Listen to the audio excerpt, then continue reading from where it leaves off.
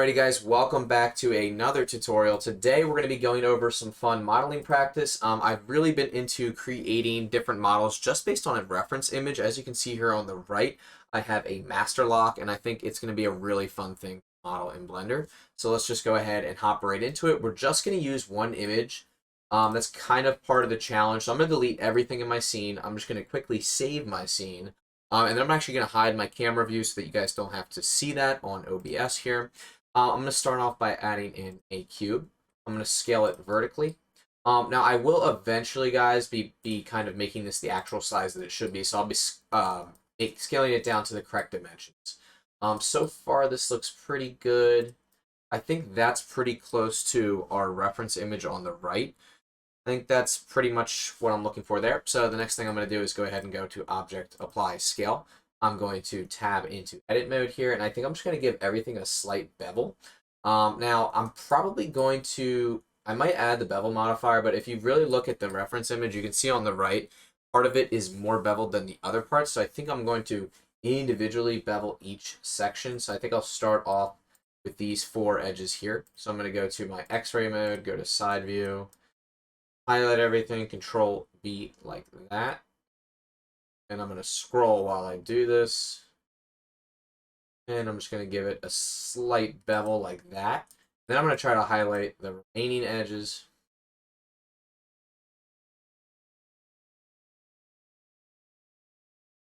Should still be able to bevel these. And this is just going to be a really, really slight bevel here.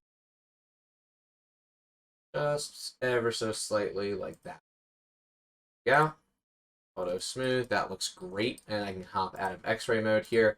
The very next thing I'm going to do is I'm just going to add a little cylinder. If you guys look on the right hand side, you can see there's a little cylinder where that one piece comes out of the top. I'm not sure what these pieces are called. If anybody knows about locks, feel free to shout it out to me. Let me know what this piece is called right here that I'm building right now. Again, I'm just in top-down view right now. I'm just going to go ahead and size this thing up.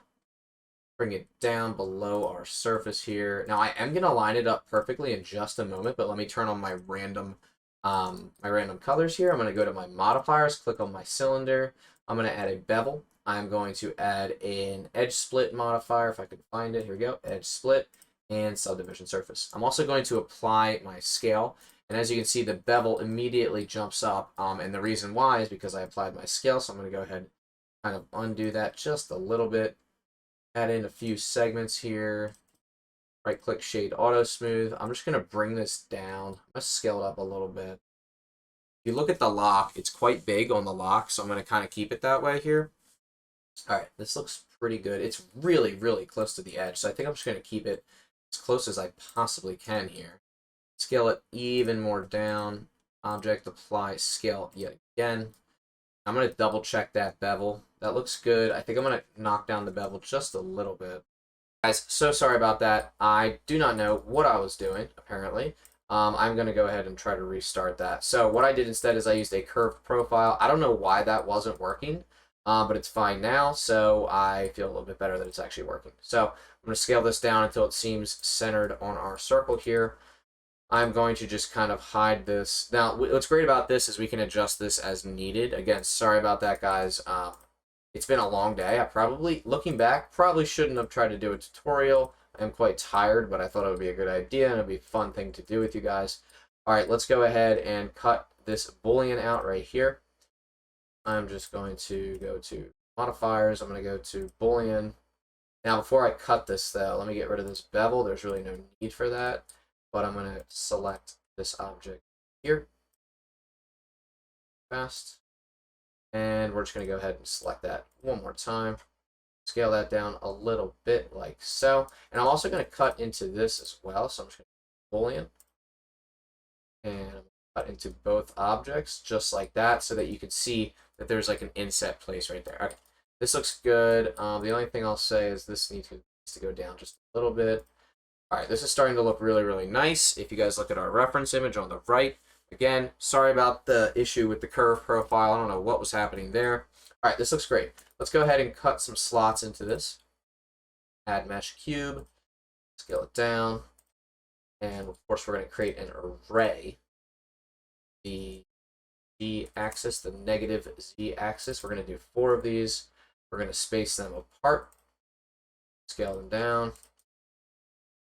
and then I'm just going to go quickly apply this scale here.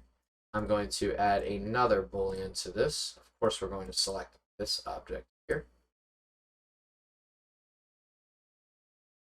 Yep. All right, so we have our section that looks like this. This is great. Bring this in on the Y a little bit more. That looks good. All right, so we have this section here. This looks great. I kind of eyeballed it, so let me just get it centered real quick. I think that looks centered more or less. We can come back to that. So we have our modifiers, which is great. Next thing I'm going to do is I'm going to add in another cylinder. I'm just going to duplicate this one down here. I'm going to scale it up, get rid of my boolean. I am going to scale it up like this. I'm going to apply the scale. Now I'm also going to take this and do an array.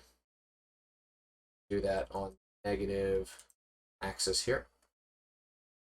And I'm just going to do a 4 count. And of course, I'm going to set the offset correctly, like so. This looks good. And then I'm going to have to scale these in quite a bit. Bring them into our section just a little bit more. Scale them up, object apply scale, and then reset our array offset. Try to eyeball it the best that we can. This does not want to cooperate with me. Okay. All right, that looks good. I actually think that it might be scaled out just a little bit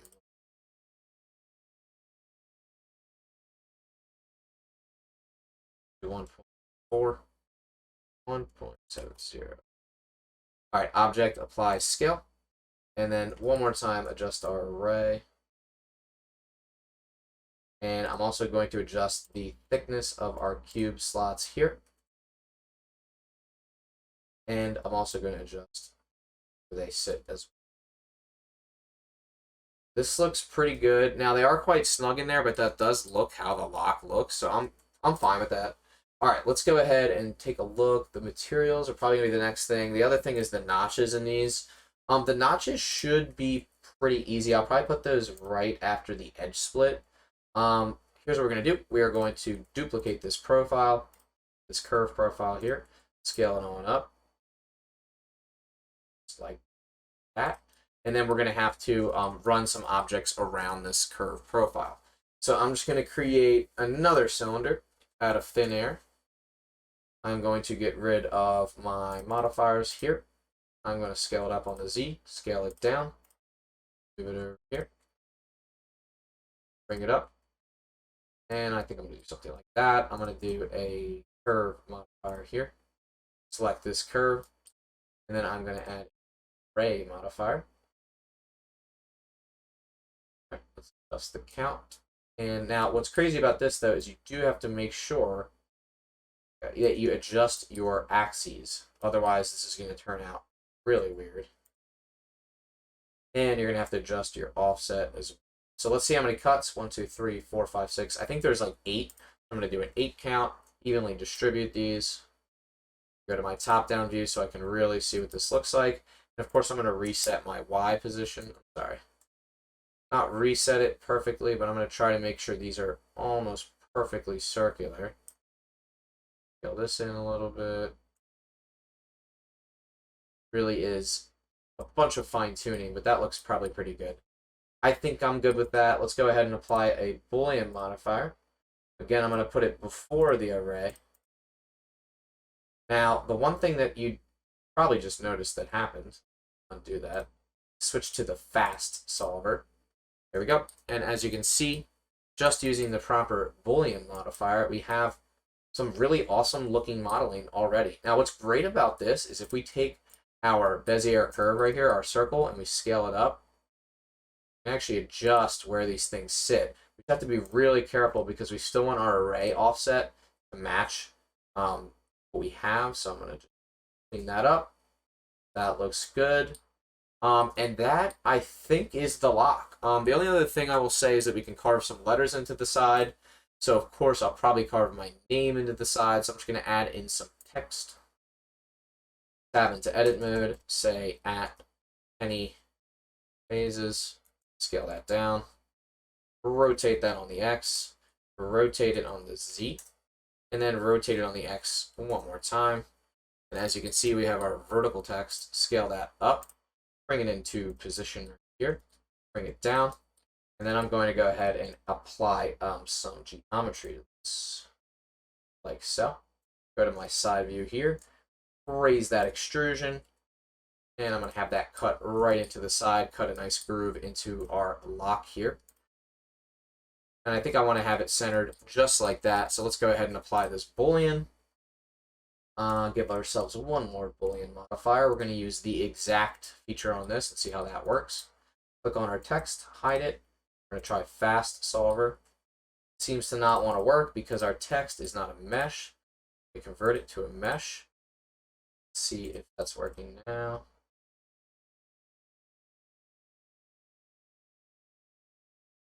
There we go. As you can see, it is working. We're going to select our text. We're going to have this not be so close as an inset. We're going to have it a little bit out further, like so it's going to be a little bit less intense. Let's go ahead and turn our text layer off. And as you can see, we have some engraved text. Now this looks really nice. I'm pretty happy with it. The only other thing is we have to cut another hole into this side here. So let me find that cylinder. It is right there. Duplicate this. Actually, we don't have to duplicate this. All we have to do is add a mirror modifier on the y-axis. Y-axis of this. And just like that, if we hide it, now we have two holes on each side. Let me go ahead and just bring this down a bit more. That we have a nice hole on each side for our lock pin or whatever this thing is called to go into the lock.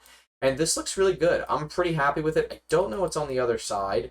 There is a small groove that lines up right here. I think I could add that pretty easily, so I'm just going to quickly do that. I'm going to add a cube, scale it down, move it over here, scale it on the Z, scale it even more on the Z, scale it down, move it up, and I'm going to cut right into the surface here of our lock. But I'm going to try my best to center this with where these pieces would be right here. And of course, you rotate this. I believe we should be able to rotate this on the Z. Nope. If we rotate our cylinders, we could rotate where these line up. I don't mind that they're not like perfectly lined up. I can come right back to that. Now, of course, one more Boolean modifier should do it for us here. On that. And as you can see, we have like a little notch in here. I don't know if you guys can see that or not. That looks pretty good. I will say I'm not happy that these aren't lined up with the notch. So let's see if I can accomplish that real quick. That should do it. And again, we're going to hide these from render.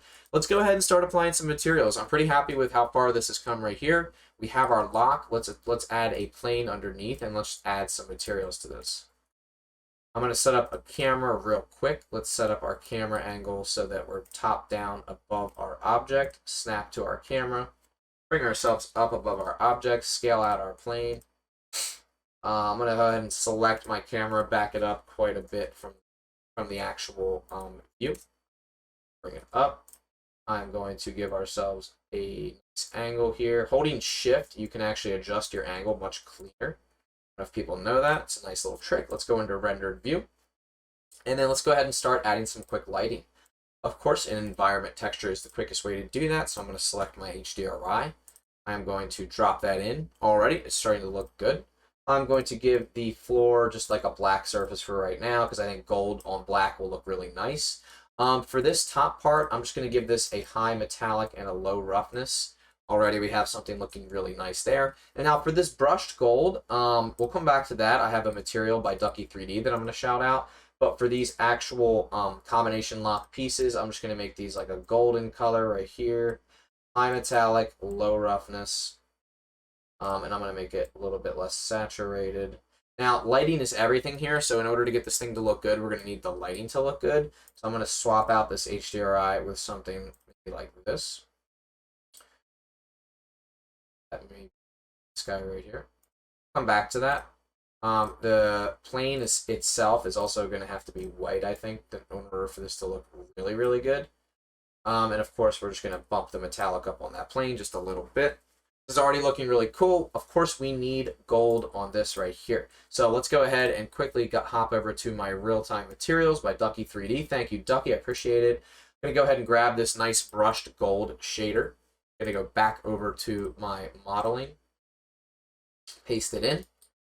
It's in here somewhere. There it is right there. And I'm just going to hide it from render and viewport. Hop back onto my lock here, no pun intended, and I am going to go ahead and apply our brushed gold. And now we're going to need to adjust the mapping, but this is already looking really good. I'm going to go ahead and copy that over to our other small piece up here. There's really not much left to do except for adjust the mapping and then add the numbers in, but this is already looking really awesome. Let me go ahead and zoom in with my camera just a little bit more. I'm going to give myself an 85mm lens, back my camera up to 3.3, jump up the Z value, and I think I'm also going to give myself some really nice depth of field here. For selecting the lock, I can jump my depth of field down even if I want. I'm also going to go ahead and play with the material for the base plate down here, so I'm going to go back to my real-time materials. I'm going to back up, zoom out here. I think I want to use this bumped metal, but I also really like this material right here. This is like a galvanized steel. I'm going to copy one of these over. 1, 2, 5, couple of them. And I'm going to experiment with each one, see which one I like best. Now, what I like to do is when I paste these in, I actually like to just group them into a collection called hide. And of course, I like to hide that collection, so I don't have to worry about them, but I still have my materials in my project. Clicking on my bottom plane, I'm going to quickly go over here to bumped metal, see how that might look, and I'm going to go ahead and just swap out this HDRI. That looks much better. I'm going to go ahead and go into my materials on my bottom plane here. Let's try galvanized steel. I'm going to scale that way down because I don't need all that background. There's really no need for that. Roughness, we can adjust that as needed. I think I'm going to bump the roughness up just a little bit here, just for this specific render. And then I'm going to narrow in on my scene here, like so. This is looking really nice. Again, our reference image is on the right, and this is our render right here. So I don't think it's looking too bad for what we've done so far. I am going to increase the saturation of the gold here on both elements, just a little bit. And then, of course, you can see how we have this nice brushed gold here. This is looking fantastic. We just need to adjust which way it's brushing. So we need to adjust the actual mapping value. And we'll do that in 1 second. Let me turn off my overlays, see how this is looking. I mean, this is just looking fantastic, and we haven't even really done much with it. We haven't really gone into any like surface imperfections or anything like that. So I'm going to go over to the shading tab. I'm going to just zoom in on my object here. I'm going to tab into the node group over here. And I'm going to find our mapping values that I need. And we're going to go ahead and adjust this to 45. Go ahead and 1 and there we go. Perfect. So this is awesome. This is what I was looking for. And then I'm going to adjust this value until I find the brushed metal look that I was looking for. Let's go into rendered view. And that is exactly what I was looking for. Now, in terms of this right here, I actually don't think this actually does not have a brushed metal. So I'm going to get rid of this material, and I'm actually going to find that exact color. So I'm going to copy that color back to this material, paste it in, increase my metallic, and just lower my roughness on that until I feel like it looks pretty good. And because if you really look at the reference image on the right, you can see that the material is just completely different, although it still looks great, but this is perfect. All right, let's go ahead and add some surface imperfections to our lock. So let's go ahead and zoom out on our nodes, and as you can see, we're going to have a principal BSDF node. I'm going to add an image texture. I'm going to click on Open. I'm going to go to my downloads, and I'm pretty sure I have a fingerprint map in here somewhere, so I'm going to scroll through and find that. I have a lot of downloads. I download a lot of images for stuff like this. Let's see. Here it is right here. So this is a great image that I found on Unsplash. I'm going to tap into that. I'm going to plug that into roughness. And then I'm also going to go ahead and add in a color ramp. Not mixed color. Get rid of that. I'm going to add in a color ramp here. Why do I keep adding the same one? Apologies, guys. Color ramp. Yep. All right, so if we zoom in, we can already start to see our imperfections right here, but if we add our mapping, we should be good to go. Mapping, and of course a texture coordinate node. So, zoom in on here, plug everything in, generate it to the vector, vector to the vector. And what's great about this is now we can like adjust how this is actually going to look. I'm also going to change this to non-color. And then I'm going to play with our color ramp here. So playing with the color ramp is really going to give us the results that we're looking for. And then, of course, our scale. We can scale this however we'd like. Now, the one thing to keep in mind here is as you continue to play with these scale elements, you're going to get some repeating images on this, so just be careful with how you do that. I think I might just keep it at 1. I think it looked fine there. And of course, you can kind of adjust the opacity by adjusting this color ramp here. So if you think that's too much, cut it down a little bit. I think just enough, or like just a little bit is perfect. I'm actually going to look for that brushed metal instead of the fingerprint. I have a brushed metal one on here that looked really, really nice. Let me just move up here and find it. Here it is right here. Go ahead and adjust this. Now, actually, I like the other one better. You guys can literally plug any image you want into this, and that's the best part about it, is that you really don't know what you're going to get until you kind of start messing with the image. I think it's nice when you crush the black value and just, you know, that looks really, really good. And then, of course, you can also mess around with some other material imperfections for your other pieces here. Like if you really wanted to, I could do the exact same thing over here. So I could take this node group, copy that, zoom in on here, and I could paste it right here. And I could plug this into the roughness. And just like that, we have a fingerprint on top of our lock. And then, of course, other parts of the lock are going to look like they have imperfections. And this just looks really nice. Right here, it's a little bit stretched and banded, so you got to be careful again with the scale. I think I'm going to like mess around with the scale just a little bit on the different axes. And then for flat, you can choose tube. Try that. Again, you're going to have to mess with the different settings here. Box is decent.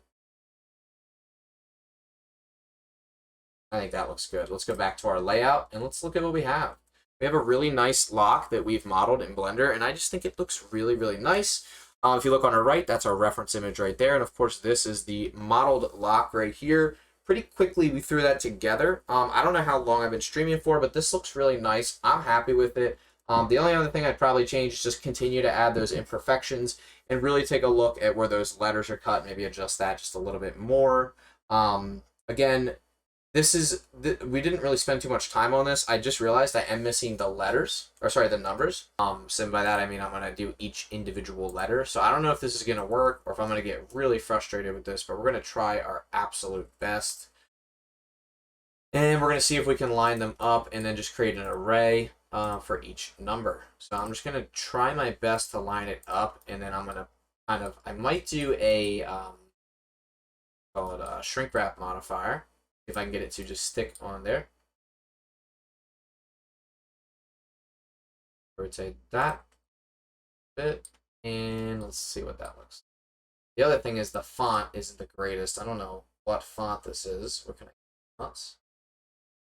Do I not have any other fonts? Let's see. Oh, I do have other fonts, guys. All right, hold on. I'm gonna select something different. Let's find something a little nicer. Looks like a nice font.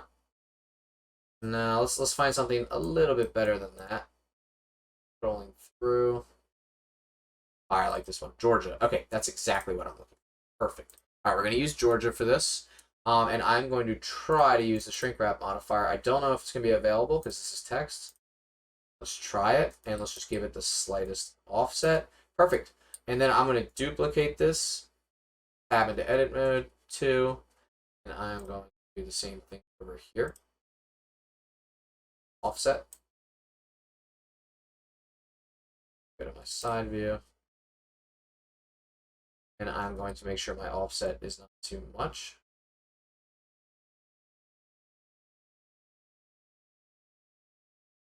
Let's see what this is. Let's make this black. All right, it actually doesn't look terrible. I actually don't mind it. All right, the only thing is I think I'm going to have to just place them manually rather than doing the curve modifier. Or sorry, the shrink wrap modifier. I am curious, if I did do the curve modifier, would it work? And if so, where would the 1 be?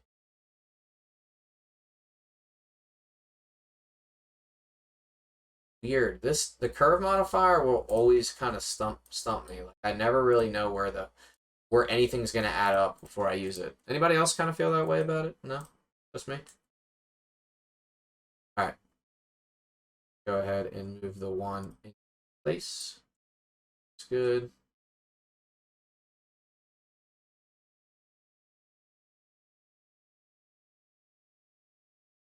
You know what I just realized, guys? I can totally cut this into our object, but I'm not gonna do that just. All right, RZ.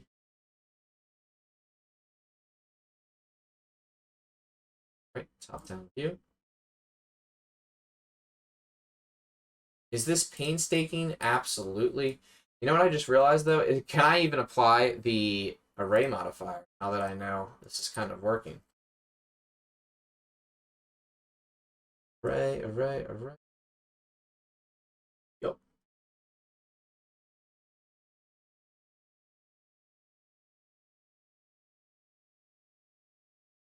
Working. My array.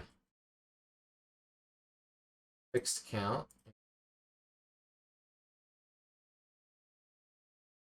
Object apply. Yep. I see no array. All right, I'll have to do it manually. That's okay. I'm going to add these to a collection called numbers. And I'm also going to give these some slight thickness as well, so they look like they're raised above the gold part here. So I'm just going to go to my text. I'm going to go to depth, or I'm sorry, geometry, extrude, and I'm going to do 0.002 on both of these. 0.002.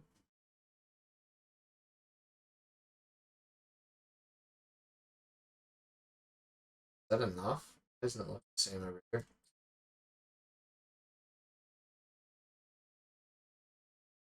Oh, object apply scale. There we go. Okay. All right, here we go. Shift D, tab into edit mode 3.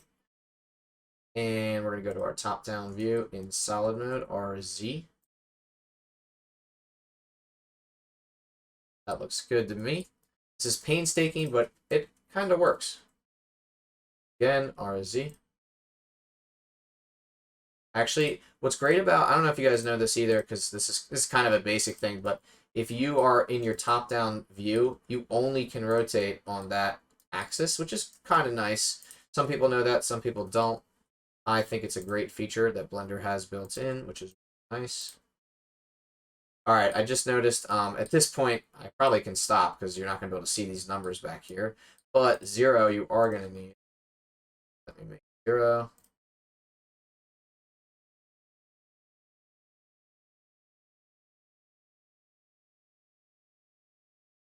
Why is that line? That. Okay, here we go. Good. And let's just go ahead and line this up. Good. All right. I think I'm happy with that. Now, again, we're going to go ahead and take all of these and we're going to parent them to the 0. Parent to object, and then Shift D, Z. Go ahead and make sure they're all lined up. Shift D. Yeah. Snap back to our camera mode. Oops. Shift D, Z. I'm just going to lock those into place down here. Snap back to the camera, and let's see what this looks like. And it looks pretty good. The only other thing I'll say is with the actual material itself, I'm just going to raise that metallic value, lower that roughness a little bit. And I think this looks pretty good. Obviously, everything's lined up so that they're all lined up on the same number, but I still think it looks good. I'm pretty happy with it. Overall, I feel like I learned a few things about the way that the text works in Blender, so it's kind of nice to learn something new. But also just kind of go through the whole process with you guys, mess up a couple of times. Like, I like messing up personally because I feel like it shows the true process of Blender, like having to sort out the problems that you have and this and that. And also, this brushed gold looks really, really good, so thank you, Ducky3D, and I hope you don't mind that I plugged in an image texture into your material, but it just looks really nice, especially up here where you have this little fingerprint here. It actually was sized really nicely for the lock. And this just looks really nice. Let me take off overlays. Looks pretty good. The only other thing I will say is that if I turn the overlays back on and I click on my surface here, We can adjust our galvanized steel as needed. I kind of want to try one more material. Metal, is it metal gloss? Metal green? Material is nice too. Dented metal. I think it might have been dented metal. Dent scale. I mean, I think that looks really nice too. There's just, oh my gosh, there's so many things to do. I actually don't mind the metal gloss. Let's turn the scale up just a little bit. I don't mind that. I don't mind that. Try one more. Metal green is terrible either.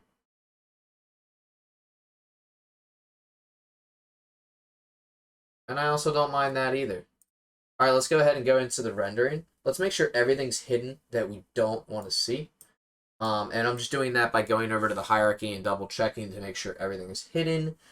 Let's go to our render settings. We're going to do 1920 by 1920, but I'm going to bump that up to 200% so we can get a nice crisp render here.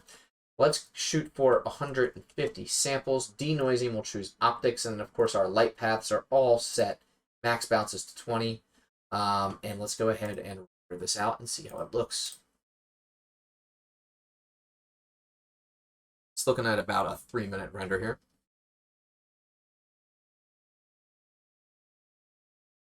Let's give this 1 second here to finish up. It's about a minute left. This looks really good. You can see that, like, right here, this is, like, really sharp cut. The funny thing is, though, it kind of works for this model just because if you do look at a lock up close, I'm sure it would look very similar to this. This is kind of fun to model on here. If I could change anything about this, I'll probably just spend a little bit more time on like the beveled edges and things like that. Maybe the imperfections in the materials. I don't love the gold on the actual pieces that you move, but overall, I would say that this render came out pretty clean. Again, you're going to get a completely different result if you change up the lighting, but overall, I'm pretty happy with it, and I think we did a pretty good job for the amount of time we spent on it. So I'm going to go ahead and call it on that, guys. I hope you enjoyed and have a great day.